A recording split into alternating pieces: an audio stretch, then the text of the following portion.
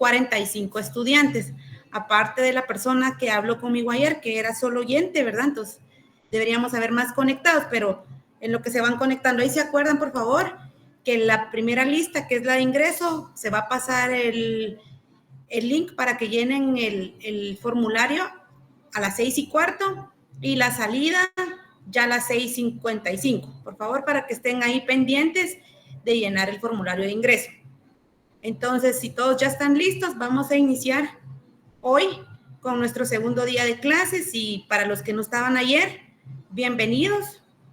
Vamos a tratar de que estos días que nos toque la clase, la vamos a hacer amena, tratando de apoyar a cada uno con sus conocimientos y reforzar lo que ya se sabe acerca de teoría de proceso, ¿verdad? Entonces, vamos a empezar hoy.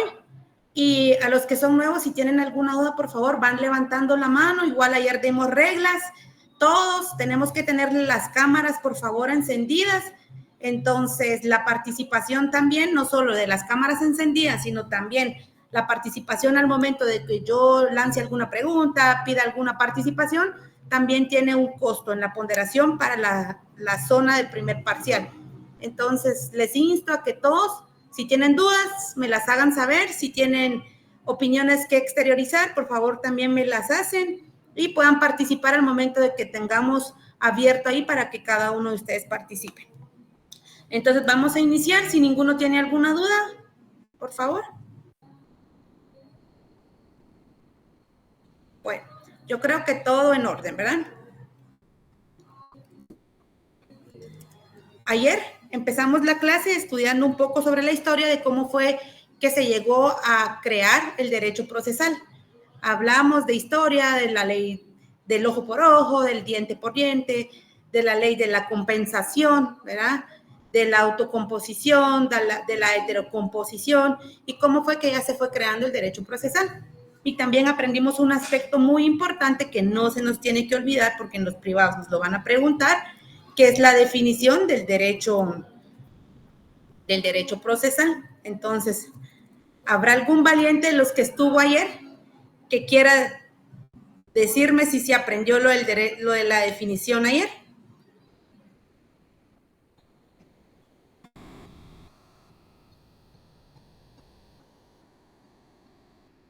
A ver, Pablo, dígame. Buenas tardes, licenciada. Sí, que es una ciencia jurídica la cual estudia pues todo el proceso, ¿verdad? Que llevamos y es autónoma. No sé si eso es medio entendí, ¿verdad? O sea, porque, okay. Ayer hablábamos de 5 puntos, 5 aspectos importantes para que pudiéramos aprender respecto a la definición. Ahí se acuerdan que dijimos que era una ciencia jurídica, que es en forma sistemática, que estudia los principios, normas referidos a la función judicial del Estado y todos los aspectos respecto al procedimiento, ¿verdad? Entonces, y ahí están los 5 puntos, de los cuales estuvimos aprendiendo ayer.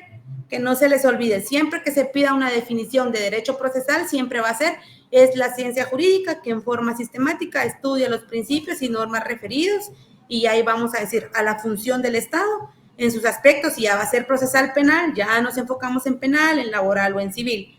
Esos son los puntos importantes, por favor, apréndanos, porque esto es, además que va seguramente bien en el examen, es para toda la vida como abogados, siempre lo tenemos que tener fresco. Vamos a ir al segundo punto importante respecto al derecho procesal. Y el segundo punto es respecto a la naturaleza.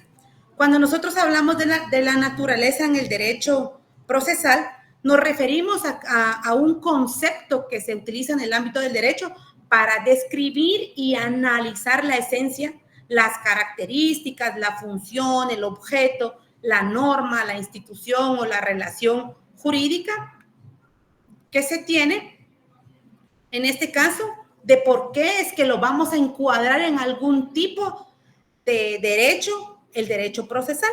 Además de que trata de determinar cómo se clasifica o entiende algo dentro del sistema jurídico. Y qué lugar, como les expliqué, aplica o en qué lugar está dentro de nuestro ordenamiento legal. Cuando hablamos de naturaleza, tengan en mente, ¿verdad? Que hablamos que se determina si algo pertenece. Siempre que vamos a hablar de alguna ley, vamos a decir, ¿y cuál es su naturaleza? Vamos a pensar en que puede ser público o privado, que son las únicas dos naturalezas en las cuales podemos encuadrar algún tipo de norma. En este sentido, quiero manifestarles entonces que, como les expliqué, existen dos tipos de naturaleza, que es en derecho privado o es en el derecho público. Entonces, cuando nosotros venimos y decimos que la naturaleza de una ley es en derecho público, es porque esa relación jurídica se da entre particulares, ya sean personas físicas, así como nosotros, ¿verdad? Humanas, o personas jurídicas. Más adelante, bueno, yo no sé si ya están llevando Civil 1 en el tercer semestre, pero ya nos enseñan ahí el tipo de personas individuales nosotras y personas jurídicas o sociales, también que es el otro nombre que recibe, son todas las sociedades, asociaciones, ONG, todas aquellas que se conforman por agrupaciones. Entonces, que actúan en igualdad de condiciones y cada uno persigue intereses privados. O sea, siempre que hablemos de derecho privado, vamos a tener en mente, nos tenemos que recordar que es la relación jurídica entre particulares, ya sea individuales o entre dos personas físicas o entre dos personas jurídicas o entre una individual y una jurídica que persiguen intereses privados. ¿Cuál es la finalidad que tiene el derecho privado? Su finalidad es establecer el marco legal que permite a los individuos realizar sus relaciones personales, ya sea patrimoniales o contractuales, de la manera libre, ¿verdad? Cuando nosotros nos referimos a qué ejemplos podemos encuadrar cuando nos dicen cuál es el derecho privado, ¿qué leyes podríamos dar de ejemplo? Está el derecho civil, como lo acabo de explicar, por la relación particulares. El derecho mercantil, ¿verdad? También es una relación entre personas y comerciantes. Y el derecho internacional privado.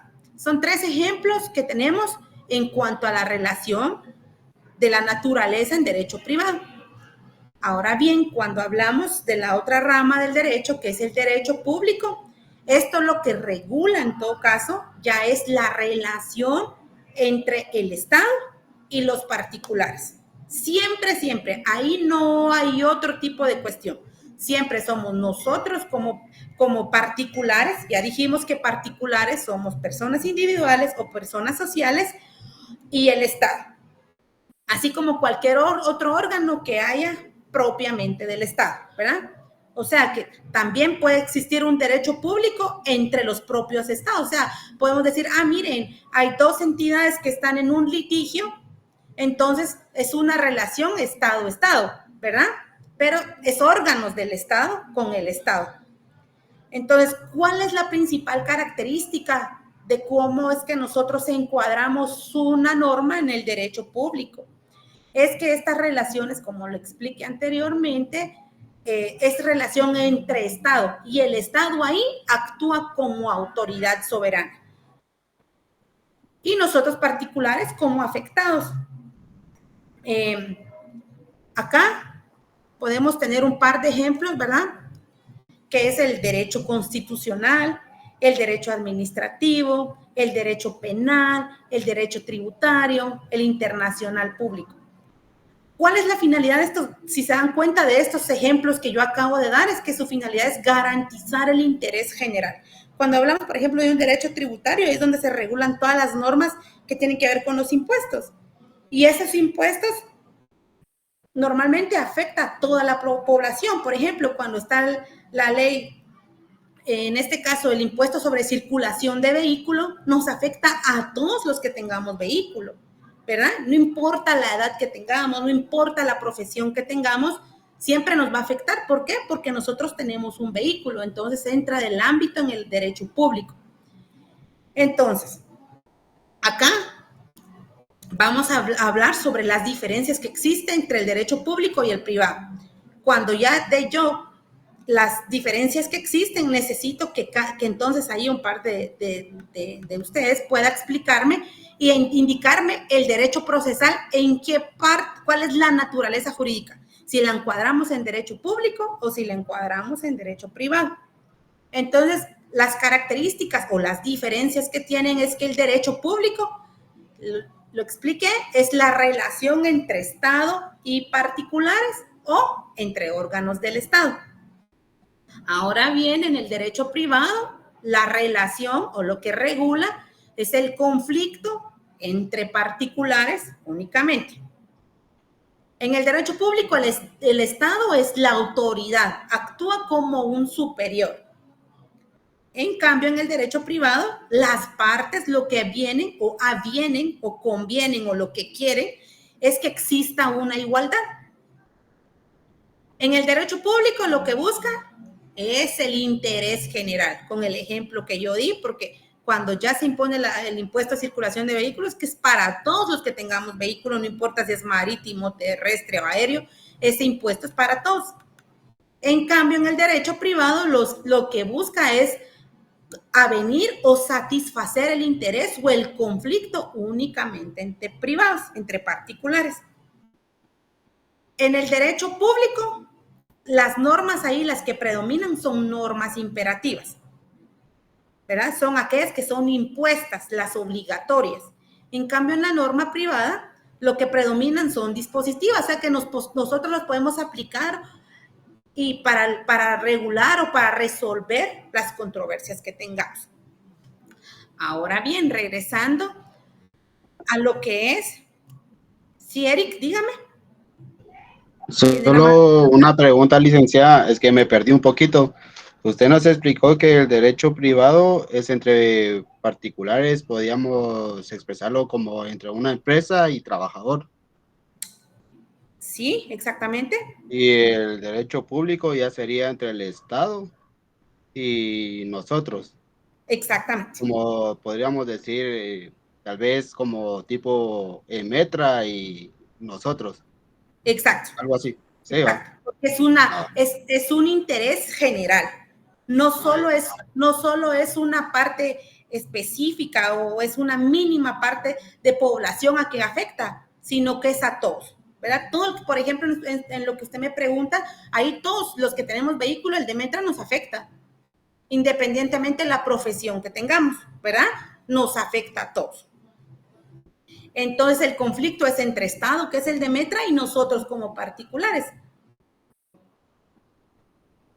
Ahora bien, demos un ejemplo. ¿Qué pasa? Si yo vengo y voy ebrio en mi vehículo, hoy que es viernes, va, usted es normal, vengo en mi vehículo y yo no vi y me empotré y le pegué, por ejemplo, a un poste. ¿Verdad? Ustedes saben que esos postes de la empresa eléctrica están entre 50 hasta 150,000 quetzales, dependiendo del material con el que esté elaborado. Ahí, aunque haya sido en tránsito la cuestión, ¿a quién lesionamos? ¿A quién lesionamos? A ver, dígame, Pablo, ¿a quién lesionamos? ¿Al interés público? ¿Al Estado? No. No. Le estoy diciendo que lo que le pegué fue a un poste. ¿El poste? ¿Quién es el dueño del poste? No es el Estado. Normalmente, dígame, Irma, ¿tiene la mano levantada? A la empresa eléctrica. A la empresa eléctrica, muy bien. Ahí es a la empresa eléctrica, porque en todo caso la empresa eléctrica es un ente particular. Entonces, el conflicto no es con el Estado. Independientemente de la empresa eléctrica, tampoco es del Estado. Acuérdense que es una empresa particular, ¿verdad? Y es cierto, afectamos el tránsito y todo lo demás, pero no estamos en ningún momento vulnerando alguna ley de tránsito en ese sentido de ejemplo que les estoy dando acá. Claro que sí, nos pueden iniciar un proceso por responsabilidad, ¿verdad? Que ya es una cuestión penal. Pero en ese ejemplo, básicamente, vengo, yo destruyo ese poste y ya lo que hago es pagarle el poste a la empresa eléctrica y se acaba el litigio. ¿Por qué? Porque es una resolución que se da entre particulares. ¿Estamos bien? Sí, gracias, licenciada. Perfecto. Ahora con la explicación que acabo de dar, díganme entonces, ¿cuál sería la naturaleza del derecho procesal? Dígame, Ronald, tiene la mano levantada. Es del derecho público porque es general para todos, es un proceso. Por eso se llama derecho procesal, porque es para el público, para todos. Y referente a lo anterior que estaba hablando, licenciada, en Penal también habla sobre eso, el manejo de bajo sustancias, entonces también está penalizado, pero eso creo que está fuera del contexto porque usted, bueno, en un sentido, porque se está diciendo que queda exento de ser privado de su libertad, etcétera, etcétera, pero como en el Código Penal también está el artículo que dice que claramente, hay un delito ahí. Esto se llama responsabilidad de conductores. Sí, efectivamente. Por eso le decía, no nos metamos a penal, sino metámonos solo en el conflicto entre particulares, solo como para dar un ejemplo, ¿verdad? ¿Alguien más tiene alguna opinión distinta a esta? ¿En dónde podemos encuadrar el derecho procesal? ¿Cuál sería la naturaleza? ¿Se acuerdan que la participación también va sumando puntos? A ver, Andrea. Y luego le damos la palabra a Walter. Primero, Andrea, por favor. Buenas noches, licenciada. Pues estoy de acuerdo con el compañero. Yo considero que es de derecho público porque, como bien lo dice, es generalmente al Estado, ¿verdad?, el que se engloba. Gracias. Perfecto. Dígame, Walter, ¿tiene la palabra? Sí, buenas noches, Lida. Buenas noches, compañeros. De igual forma, yo creería que es del derecho público y aunado a lo que ya dijeron a los compañeros por los procesos, ¿verdad, Lida?, que deben de llevarse y que el Estado es el que también va a llevar todo la imposición de leyes, ¿verdad? Exactamente. Exactamente. Entonces, podemos indicar o podemos anotar ahí, ¿verdad? Yo no sé si ya vieron también lo del libro que yo les subí el día de hoy, que en la naturaleza de todo el derecho procesal, cualquiera que sea el penal, el civil, el laboral, como ya incluimos una entidad del Estado, que en este caso es el organismo judicial, ¿verdad? Que ahí es el ente soberano, el que tiene la jurisdicción y los que tienen la competencia de administrar la justicia. Entonces, por eso, al momento de decir derecho procesal, se vuelve automáticamente de naturaleza pública. Entonces, que no se nos vaya a olvidar con la explicación que acabamos de dar. Bueno, respecto a lo de las diferencias que les acaba de indicar, ¿verdad? Yo les dije que cuál es el derecho público, que regula entre estados particulares, que el Estado es una autoridad superior, que busca el interés general, que predominan las normas imperativas, y en el derecho privado, la relación entre particulares, las partes actúan en igualdad, busca satisfacer una necesidad entre privados y predominan las normas dispositivas. Pasamos a la siguiente filimina y vamos a las características. Como cualquier rama del derecho, tenemos normas, tenemos principios, naturaleza, características, clases, igual es el derecho procesal. Esta tiene 3 características que son importantes. Es instrumental, pertenece al derecho público y su naturaleza es imperativa o de jus cogens de sus normas. Vamos a dar una explicación por qué es instrumental.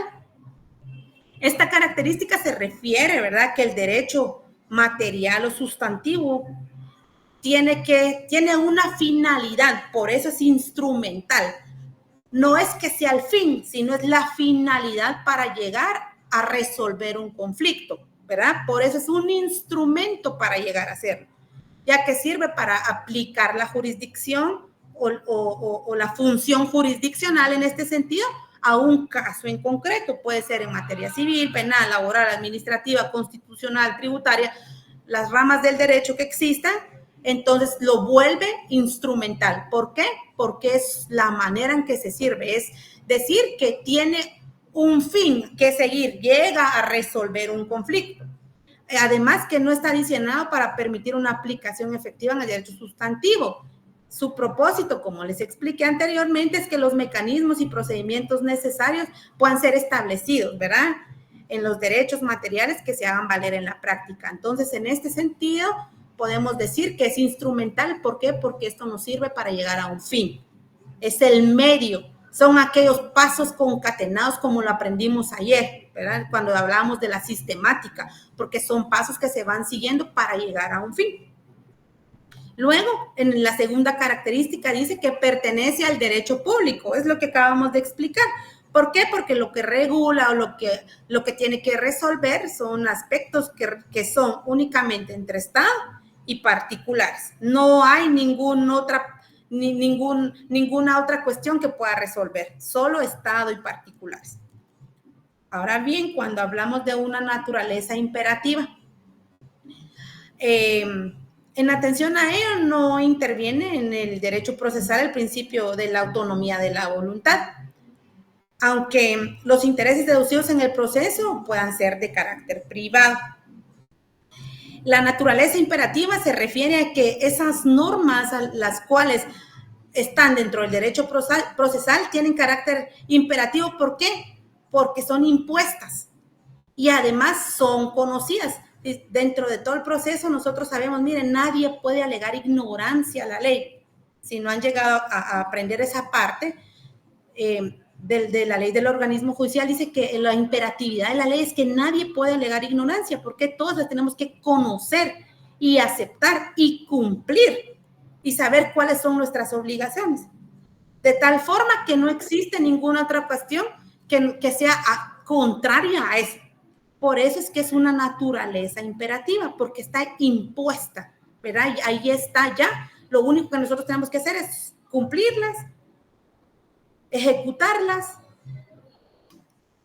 reconocerlas y aceptar, y no alegar ignorancia respecto a eso. Entonces, estas son las 3 características importantes del derecho procesal. Algunos dicen, mire, es autónomo. También es válido indicar por qué.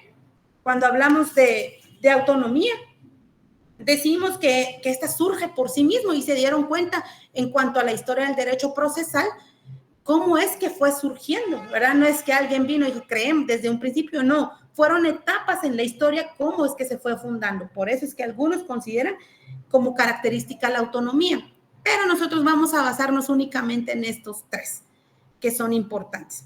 El instrumental, como un medio, como esos pasos sistemáticos y concatenados para llegar a un fin, que pertenece al derecho privado. ¿Por qué? Porque regula la relación Estado-particulares, el Estado como ente soberano, el Estado como aquel, ahí sigue que con palabras coloquiales, el Estado es el que manda. Por eso es que es el derecho público. Y que es naturaleza imperativa. ¿Por qué? Porque son normas que ya están puestas, que nosotros solo lo único que tenemos que hacer es obedecerlas, cumplir con nuestras obligaciones, aceptar y reconocerlas, ¿verdad? No alegar la ignorancia porque ya estamos siendo sabidos. El siguiente punto es, no tienen ninguna pregunta, perdón, para pasar al siguiente punto. Dígame, Kevin. Sí, en el tema de no alegar ignorancia de la ley, me surge Kevin, una casi duda. no se le oye, perdone, o yo soy la única que no le oye. Sí, perdón, me surge una duda en la situación de la ignorancia de la ley. Ajá. Que es si en dado caso existe alguna ley que esté hecha para sordomudos o ciegos. Mire, una ley para sordomudos o ciegos no existe. Mire, ese es un buen punto de tesis. Me refiero a lo mismo. ¿Perdón? Se le fue la señal, parece, licenciada. ¿Alguien más quiere opinar algo? Sobre esa ley que está hablando es el artículo número 3, ¿verdad, licenciada? Linda, perdón, se me fue la señal. Perdón, mi pregunta era que la misma ley que tenemos está adecuada para que los sordomudos o los ciegos la puedan conocer. Mire, ellos como tal no existen en el formato braille alguna ley que yo tenga conocimiento, no existe un formato braille, pero cuando nosotros como personas estudiamos, ¿verdad? Acuérdense que todos tenemos el derecho a la educación, no importa nuestras limitaciones o nuestras capacidades que tengamos. A nosotros nos tienen que enseñar cuestiones importantes respecto a derecho en el idioma que podamos entender. En este caso, a ellos sordomudos con señas, ¿verdad? Si es ciego, con braille. pero no existe como diga, ay, Guatemala hay una constitución, mire, en braille, que yo tenga conocimiento, no hay ninguna. Pero sí se les puede enseñar a ellos cuáles son sus derechos, cuáles son sus obligaciones, lo más básico que establece la Constitución, ¿verdad? Y explicarles. Acuérdense que en la sociedad en la que vivimos, ¿quién no sabe qué pasa cuando hay un incidente de tránsito? Si usted no se arregla, lo llevan a carceletas. ¿Qué pasa? Miren, no necesariamente la Constitución, vayamos a la Biblia. ¿Qué pasa en los 10 mandamientos? Dice, no robarás. ¿Qué persona no sabe de que robar es malo? Quizás no lo conozcan como delito, pero lo conocen como algo malo, ¿verdad? No matarás, o sea, son delitos que ya en la Biblia están estipulados como mandamientos que no se tenían que incumplir. Entonces, yo me estoy tirando en algo de teología, ¿va ustedes? Pero esto es porque desde hace mucho tiempo en la historia ya se iban regulando los delitos. Entonces, tenemos conocimiento de cuestiones básicas respecto a eso. O sea, si usted sabe que no es bueno, es un delito, es algo que no lo tenemos que hacer y automáticamente ahí es donde podemos aplicar de que no podemos ignorar que algo que conlleve consecuencias sea un delito o no sea un delito. O sea, lo tenemos que saber tan solo por el hecho de saber cuál es la consecuencia que puede producir esto. Dígame, Walter. Sí, Ligda, solo una duda sobre eso también. En este caso, ellos no estarían en un estado de interdicción por su incapacidad. Va. Mire, pues, muy buena pregunta. Cuando existe un litigio, ¿verdad? Cualquier naturaleza que sea, en nuestras leyes procesales, o puede ser en las leyes sustantivas, dependiendo qué litigio estemos viendo, existe este tipo. Por ejemplo, en el civil, en nuestro Código Civil está establecido lo de la incapacidad. ¿Qué pierde usted? No sé si tiene alguien ahí su Código Civil a la mano. Si no, yo lo busco aquí y ahorita les voy a Yo leer. lo tengo, licenciada. ¿Qué manda? Yo lo tengo. Va. Puede ir a los primeros artículos, ahí es donde establece lo de la incapacidad. Espérame, que yo voy a buscar aquí mi Código Civil. ¿Es el artículo 9, licenciada? Ahí está, el artículo 9. No me sé yo los artículos, pero sí sé dónde está ubicado mi ley. Dice la incapacidad, ahí establece, dice los mayores de edad que adolecen de enfermedad mental que los priva de discernimiento deben ser declarados en estado de interdicción.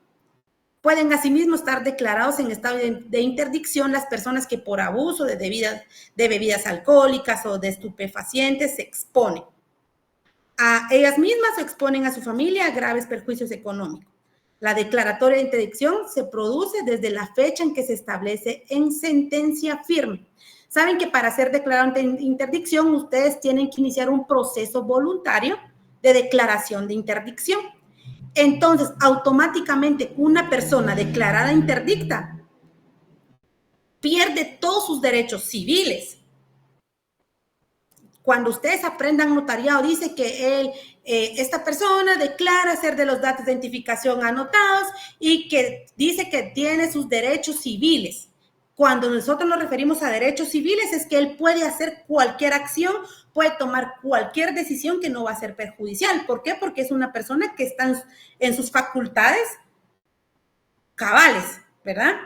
Pero cuando alguien está declarado interdicto, el trato es diferente. Primero tuvo que haberse sido declarado interdicto, pero alguien que venga y diga, ay, mire, no sé por qué es declarado interdicto, pero si no existe una declaración de interdicción como tal, no podemos nosotros como personas decir sí es un interdicto porque no existe una declaración.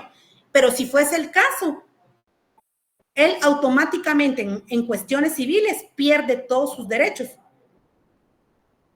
y no pueden ejercer ningún derecho más que a través de sus representantes legales. Eso lo establece, si no estoy mal, en el artículo 14, creo yo, del Código Civil, en el cual dice que los incapaces, cuando ya están declarados incapacitados para tomar cualquier decisión, deben de nombrar ellos un representante legal quien debe ejercitar los derechos y obligaciones. Pero cuando, por ejemplo, yo soy interdicto y quiero ir a votar, no lo puedo hacer. Tengo un representante legal, sí, pero ese derecho no lo puede ejercer esta persona por la naturaleza, ¿verdad? Ahora, cuando nos referimos, por ejemplo, al Código Penal, en el Código Penal también establece cuestiones de ese sentido. Ahorita les voy a decir en qué artículo está el Código Penal. Ahí creo que no han visto ustedes mucho el Código Penal. Solo déjenme buscar. Dice que cuando una persona ya es declarado en estado de interdicción, por ejemplo, o alguien que no tiene el uso de sus facultades, ahí, por ejemplo, dice que a él se le puede declarar como una causa de inimputabilidad. ¿Qué es eso? Que a él no se le puede tomar como un delito, no se le puede imputar a él esa culpa, esa acción que haya cometido. Dice en el artículo 23, quien en el momento de la acción o omisión no posea a causa de alguna enfermedad mental, de desarrollo psíquico incompleto o retardo o trastorno mental transitorio, la capacidad de comprender el carácter ilícito del hecho. Entonces ahí él la verdad es que no tiene la capacidad de comprender. Ahí a él lo que le da es un atenuante. ¿Qué significa? Que es algo que le sirve a él como para quitarle la responsabilidad.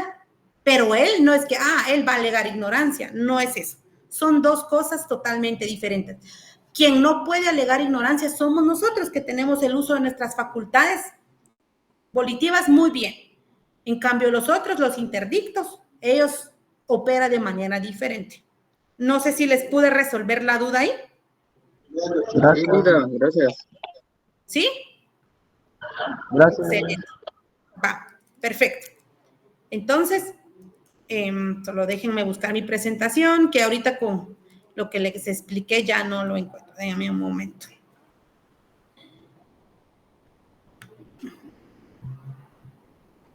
Por aquí. Vale, perfecto. Entonces, nadie más tiene ninguna duda, ni de las características, ni de nada, ¿verdad? Luego pasamos al siguiente punto, que son las fuentes del derecho. ¿Sí pueden ver ahí mi presentación? Sí, licenciado. Es que me tuvo que mover un par de pantallas, perdonen hoy. Entonces, cuando nosotros hablamos en cualquier aspecto, ¿verdad? No necesariamente en aspecto jurídico, pero cuando hablamos de fuentes, no me vayan a decir, es aquella fuente donde está el agua, ¿va? Ustedes y se salen. No nos referimos a ese tipo de fuente, ¿verdad? Cuando hablamos de tipo de cuestiones jurídicas, nos referimos al origen de donde proviene una norma. Es decir, cuáles fueron los mecanismos que fueron utilizados para ser creados, cómo fueron desarrollándose cada cuestión, cómo es que se interpretan, cómo es que se aplican las normas que van conformando en este sentido el ordenamiento jurídico de un país o un sistema legal como tal. Entonces, una fuente lo que nos permite a nosotros es entender el génesis, ¿verdad? Cómo nació, de dónde nació, cómo se generó el derecho y cuál es su legitimidad en este sentido. Ayer les pedí que tuvieran su ley del organismo judicial a la mano. Entonces, en la ley del organismo judicial, en el artículo 2, establece cuál es esa fuente de nuestra ley. Si se dan cuenta, cada aspecto que vamos aprendiendo, todo está en ley, ¿verdad? En este caso, la fuente dice en el artículo 2, las fuentes del derecho. La ley es la fuente del ordenamiento jurídico. Ahí va la primer fuente. Dice, la ley es la fuente del ordenamiento jurídico. La jurisprudencia, que es la número 2, la complementará. Y luego dice, la costumbre regirá solo en defecto de ley, aplicable o por delegación de ley, siempre que esta costumbre no sea contraria a la moral o al orden público y que resulte probable. Entonces, subrayen eso, siempre nos van a preguntar, ¿cuáles son las fuentes del derecho? La ley, la jurisprudencia y la costumbre. Son las tres más importantes. Y existe una cuarta que en nuestra ley como tal no está establecida, pero sí en varias normas que vamos a ir aprendiendo en el camino, va a decir que la doctrina también es una fuente del derecho. Pero varios autores de varios libros únicamente toman la ley, la jurisprudencia y la costumbre. Y varios otros suman la doctrina. Entonces, vamos ahí con la participación. Según nuestra ley del organismo judicial, entonces vamos a aprender respecto a la primer fuente del derecho, que es la ley. A ver, ¿quién quiere participar? ¿Qué es la ley? Dígame, Jaime, ¿cuál es la ley? ¿Se me escucha? Sí, lo escuchamos. Muy bien. ¿Cuál es la ley? Pues para mi criterio, pues ahí sí que es algo puesto, es algo impuesto, ya sea por una norma, que al final tiene una finalidad de la cual tenemos que seguir o regir, ya sea de su accionamiento sea bueno o sea malo, obviamente siempre habrá una repercusión o una defensa. Ok, perfecto. ¿Alguien más? ¿O yo puedo nombrar a alguien de los que están aquí conectados? Dígame, Ronald. Es la norma jurídica que pone los límites de lo permitido entre el Estado y las personas. Sí, muy buen concepto. Una tercera opinión. A ver, escuchemos. Diga, Eric. ¿Solo hombres están participando? ¿Qué pasa, chicas? Podemos decir de que la ley son las directrices que nos inculcan como ciudadanos para respetar una norma jurídica.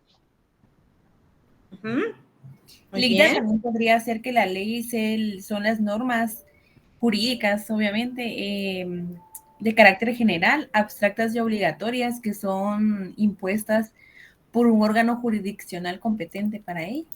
Exacto. Miren, todos los que dijeron tienen aspectos importantes. Todos, ¿verdad? Podemos decir que la ley es la norma escrita, porque todo lo que no está escrito no es ley, ¿verdad? Tiene que, como requisito importante para volverse ley, es que tiene que estar inscrita. 2, que tiene que ser emanado de una autoridad competente legislativa. Ustedes, yo no sé si ya aprendieron cómo es que se crea una ley en Guatemala, ¿verdad? Hay varias formas de crearla, ya sea a través del Congreso, a través del presidente, a través de un grupo de personas individuales que nosotros venimos e ingresamos la iniciativa de ley. Lo podemos hacer, pero la autoridad que viene y dice, esta ley sí le vamos a leer la iniciativa, la vamos a autorizar. Normalmente siempre es el órgano legislativo, porque por eso es ley, es todo lo que se vuelve ley. Entonces, de ahí es que parte una norma, ¿verdad? Porque la ley se vuelve como la fuente más principal respecto al tipo de fuentes para todo lo que tiene que ver el derecho. Todo lo que tenga que ver derecho es la ley. Entonces, tomen en cuenta que ley tiene que ser algo escrito y emanado o que viene autorizado o está autorizado por un órgano legislativo. Dentro de la ley, yo quiero darles una explicación importante, no quiero ser tan extensiva, pero cuando a nosotros nos enseñan en derecho, existe una pirámide de Kelsen. No sé si ya la conocen, ya la han visto o ya han estudiado acerca de la pirámide de Kelsen respecto al derecho, pero en Kelsen se ubica en primer lugar las normas constitucionales. Luego vienen las ordinarias, luego las reglamentarias y luego las individuales. Entonces, en la universidad nos enseñan, miren, la pirámide de Kelsen en cuanto a leyes, a ordenamiento jurídico, lo aprendemos como CORI. ¿Por qué? Porque son constitucionales, son ordinarias, son reglamentarias y son las individuales. Las constitucionales es la Constitución Política de la República, ninguna otra. La ley establece que pueden ser tratados, que pueden ir a la par, autorizados, pero nunca van a ser más que la Constitución. Las ordinarias son todas las demás leyes, el Código Penal, el Código Civil, el Código Procesal Civil, todas las demás leyes. Las reglamentarias es, por ejemplo, la ley de tránsito. En las reglamentarias podemos incluir ¿cómo se llama? La ley del IVA, porque son reglamentos específicos a cuestiones más específicas. Y cuando hablamos ya de leyes individuales, nos referimos ya a acuerdos gubernativos o a decretos legislativos o gubernativos. Pasamos a la segunda fuente. ¿No tienen dudas respecto a la ley? Perdonen. No, licenciada, gracias. Todo bien, licenciada. No, licenciada. Todo bien, licenciado. Ahora vamos a la jurisprudencia, que es la segunda fuente que establece nuestra norma del organismo judicial. Entonces, a ver, ¿quién es el valiente? ¿Qué saben sobre la jurisprudencia? Diga, Jorge. ¿Qué tal? Buenas noches. Pues la jurisprudencia es la forma en la que, digamos, se dan las sentencias en los tribunales. Muy bien. Bueno, las decisiones, ¿sí? Sí, efectivo, exacto. Bien resumido. Valle, Coy, Gustavo. Le damos la palabra. Según entiendo yo, licenciada, que ya son sentencias emitidas como que en la misma dirección por tribunales, que de cierta manera se fijan de estas sentencias para una aplicación más correcta de la ley. Muy bien, excelente. Muy bien, muy bien. ¿Alguien más? ¿Una tercera opinión? Diga, Douglas. Mira, yo creo que son todas las sentencias, fallos o decisiones que toman los tribunales y las autoridades que ejercen la justicia. Muy bien, excelente. La jurisprudencia son aquellas decisiones ya judiciales que ya han sido tomadas. Entonces, viene lo que hacen los jueces es que, ya decidimos. Acuérdense que dice que cada caso es un caso en concreto. Y por más que los procesos se parezcan, nunca van a ser iguales. Nunca. Se pueden parecer, ¿verdad? Pero siempre hay una cuestión que los hace distintos. Entonces, nunca van a ser iguales. Pero cuando se crea la jurisprudencia, lo que hacen es que ya son decisiones judiciales que son reiteradas en ese mismo sentido, ¿verdad? Y entonces lo que hacen ellos es que los juzgadores, que son los únicos que podían utilizar la jurisprudencia, la interpretación que hacen sobre esas cuestiones judiciales que son emitidas por jueces, ya las vuelven ellos como parte de la fuente del derecho. Entonces nosotros cuando ya hacemos nuestro memorial, ¿verdad? Podemos invocar la jurisprudencia, o sea, podemos basarnos en la jurisprudencia, decir, mire, respecto a tal y tal sentencia, esto y lo otro, ya nosotros podemos hacer un análisis más interpretativo respecto a las resoluciones que los jueces hayan efectuado. O sea, que todos los que acaban de dar sus opiniones está certero. Exactamente, son 5 fallos de la CEC, de la Corte Suprema y 3 de la CC. Perfecto. Luego vamos con la costumbre. A ver, ¿quién sabe de la costumbre? Por favor, Gustavo. Le damos primero a Gustavo, luego a Giancarlo y de último, déjenme ver quién me aparece acá. Primero Gustavo, luego Giancarlo, luego Jorge y de último Ezequiel. Vamos pues, digan qué es la costumbre. Según recuerdo, licenciada, que es una norma, una conducta que ya se establece por una sociedad y por la aplicación que en sí mismo tienen, ya la consideran como obligatoria a su cumplimiento. Sí, muy bien. Excelente, Giancarlo. Giancarlo fue el que habló, ¿verdad? No. No, licenciada. Ya les estoy cambiando nombre. Ahora sí, no sé quién. Yo había dado la palabra a los 4, no sé, dije la... Yo, licenciada, pues la costumbre se da más que todo, así como en los pueblos, así como en los pueblos indígenas y todo eso, ya que se rigen a sus costumbres. Exactamente.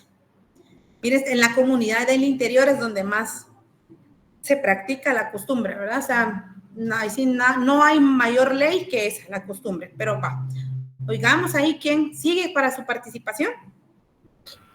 Seguía yo, pues la costumbre, bueno, pues como dicen los pueblos, más que todo se practica, es que son reglas que no están como, bueno, leyes que no están escritas, sino que solo se practica por el mero hecho de que ya se vienen practicando desde hace mucho tiempo, ¿verdad? Exacto. Vamos, Ezequiel, ¿tienes la palabra? Pues se refiere a las prácticas y comportamientos repetitivos dentro de una sociedad que con el tiempo quizá lleguen a tener la fuerza de una norma jurídica, aunque esta no sea escrita, no sea algo formal. Excelente. Tu definición fue bien amplia, porque cabal son prácticas sociales que se dan de manera reiterada y así que en las comunidades lo que hacen es aceptarlas, ¿verdad? Y practicarlas y ya las toman como algo obligatorio. Entonces, eso es la costumbre, ¿verdad? Luego, la última cuestión que no está en nuestra ley, pero es la doctrina. Entonces, la doctrina también se toma como una fuente del derecho y ahí se refiere al conjunto de estudios, interpretaciones, análisis, opiniones que son emitidos por juristas. Entonces, aunque estos no tienen un carácter vinculante, ¿por qué? Porque les dije que las tres leyes, las tres fuentes principales es la ley, la jurisprudencia y la costumbre. Esta doctrina también lo que viene es a reforzar, ¿verdad? A reforzar nuestros conocimientos y a reforzar si nosotros estamos haciendo. Por ejemplo, normalmente pasan la apelación, ¿verdad? Cuando uno viene e inicia una actuación que sea de apelación, normalmente siempre lleva mucha doctrina. ¿Por qué? Porque ahí es donde uno saca todos los estudios que se tengan, todas las interpretaciones que es la jurisprudencia, ¿verdad? Para que esto sea más amplio y que pueda ser entendido qué es lo que nosotros queremos expresar, por qué nosotros apelamos a una decisión, ya sea de un juez, ya sea de una corte, por qué es que queremos apelarlo. Entonces ahí encuadramos todo ese tipo de información. Entonces, el papel que desempeña en este caso la doctrina en la fuente, ¿verdad? Es que es orientar, nos va a orientar. Entonces leemos la doctrina, es tal y tal cosa. Entonces la vamos a interpretar de tal manera y la podemos aplicar de tal manera. A eso se refiere la doctrina. Pero, como le digo, varios autores dicen que solo es la ley, la jurisprudencia y la costumbre. Algunos incluyen la doctrina, pero nosotros vamos a utilizar estas cuatro: la ley, la jurisprudencia, la costumbre y la doctrina, para que también lo aprendamos, ¿verdad? ¿Tienen alguna duda al respecto para pasarnos al siguiente tema? Lidia, disculpe, yo estoy viendo que no han subido el link al chat. Ya subieron el link, ahorita vi el de asistencia para egreso.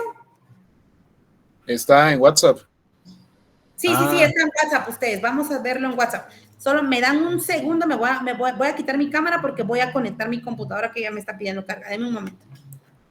El tema, Linda, disculpe.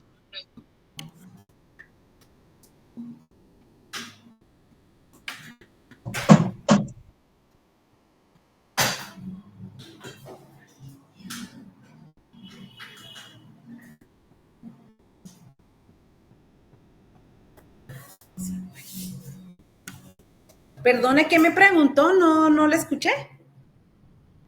Solo quería preguntarle el tema que le ponemos a la asistencia. Va. Entonces solo pónganle ahí, por favor, lo que vimos. Características, naturaleza, características, fuentes. ¿Qué es lo que hemos visto hasta el momento? Entonces aquí en esta filimina ya nos explica sobre el derecho procesal, la jurisprudencia, que ya es la labor judicial, como les dije, el análisis, la interpretación. La doctrina ya es algo más teórico, más académico, para que podamos reforzar nuestros escritos, y la costumbre, que ya es algo colectivo, y la aceptación social como tal de alguna acción que ya nos ayuda a mejorar, ¿verdad? O a resolver algún conflicto. Lidia, yo creería... Disculpe, yo no me podía anotar en la de ingreso. Perdón. Yo esperaba que la pusieran en Meet y no la pusieron ahí, sino que en el chat, entonces no sé si me ocasiona problema. Fíjese que ya habíamos dado las reglas ayer, que la vamos a poner en el WhatsApp. No escuché esa parte, entonces. Sí. Por favor, si tiene algún inconveniente con eso, la auxiliar Flor, Elizabeth, no sé cómo les aparece a ustedes, Elizabeth auxiliar, escríbanle, por favor, para que ella les pueda volver a reenviar eso, ¿sí? Bueno, gracias.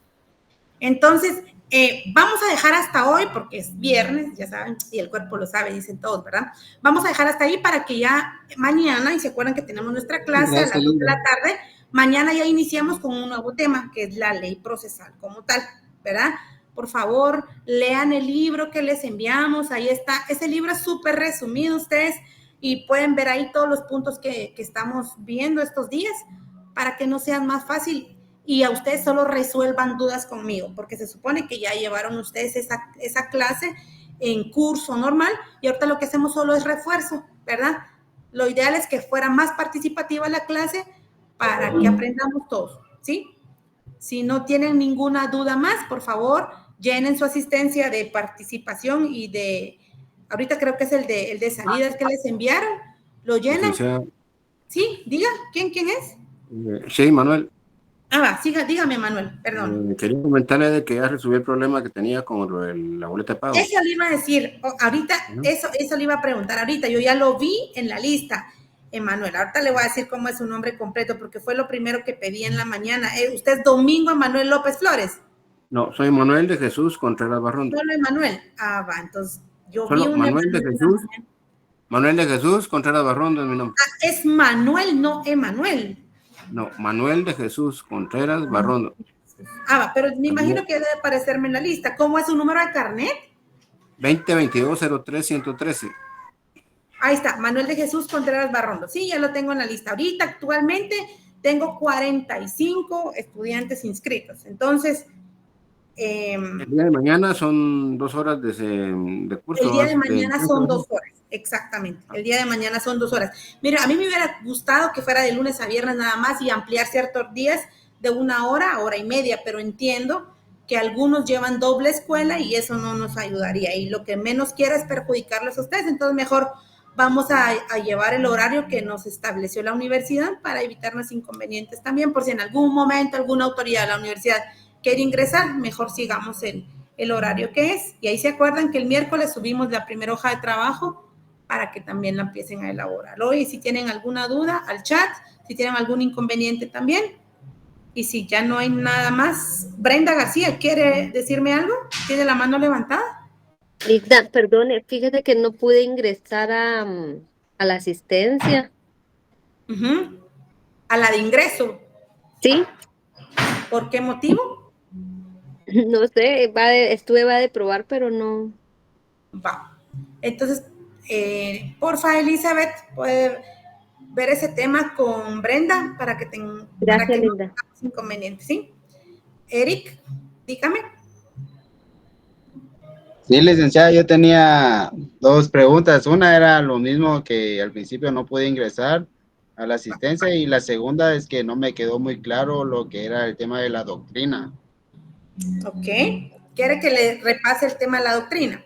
Es que yo tengo entendido que la doctrina es lo que nos emana las leyes, ¿no?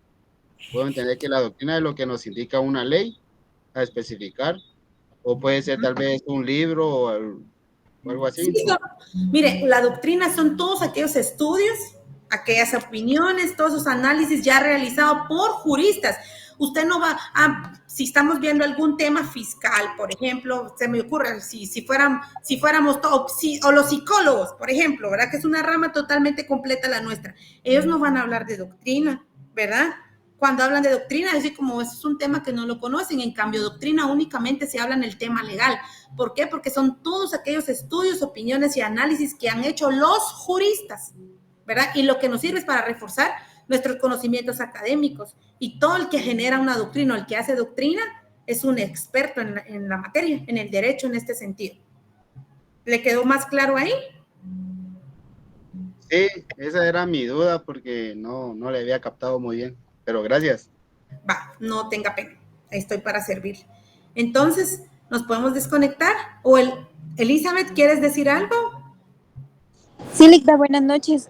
Solo recordarles a los jóvenes que los formularios de ingreso y de salida están habilitados solo cierto tiempo, para que lo recuerden, porque si el formulario de ingreso lo quieren hacer ellos a las 6:40, ya está cerrado, porque el primer ingreso es de 6 a 6:15 y el segundo se habilita de 6:50 a 7 de la noche, para que lo tomen en cuenta.